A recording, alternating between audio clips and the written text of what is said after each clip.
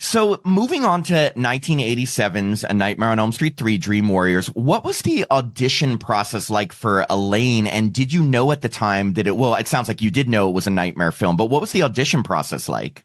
It was a regular audition. You get this, what we call sides, which is a portion of the script that you read with a casting director. I went in and just read. But the thing is, too, is I mean, I knew it was a horror movie. That was obvious. And like I said, I had turned down the audition.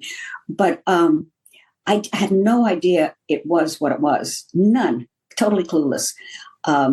So I was really surprised. I found out Johnny Depp and all that kind of stuff. But this is like, I've told this story so many times, and forgive me, anyone who's watching, if you've heard the story. It's just that it was such a pivotal moment for me. I was on the set of 3, and I was waiting to do my scene. They were doing the lighting and all that kind of stuff. And I noticed in the corner, the wardrobe person and the director and the producer were all in a very animated conversation. I thought, I wonder what that's about. I mean, really animated, like hands flying and stuff like that. So it turns out that someone had broken into the studio the night before and stole Freddie's sweater. And I thought, somebody is risking jail time because that's a felony. Breaking into a studio is a big deal. To steal a sweater that is pretty butt ugly. It's like, and they have a bunch of other sweaters. It's not like that was the only one.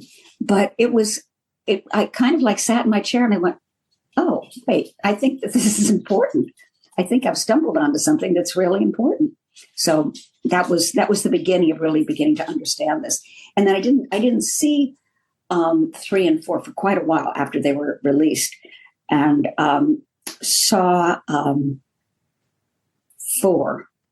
Yeah, saw 4, and I was so blown away by Lisa Wilcox. I sat there. I mean, I knew she was a good actress, but I thought, wow, this is Wonder Woman. This is way before the other Wonder Woman came along. This is really Wonder Woman. I mean, she had that incredible arc, and working with Tuesday and and Toy Newkirk. Her mom was my best friend. Her mom has since passed, so I knew the family. So it was really our deep connections with all of us actors. It was really interesting. The more I dug, the more I realized we had in common. And had you seen the original Nightmare on Elm Street or the sequel, Freddy's Revenge? No. Have you still not seen them? No. Yeah, we didn't know. We always ask people when they get cast in a sequel if they kind of go back, and it's 50-50. Some do for research. Some people are just like, no, just put me in the movie.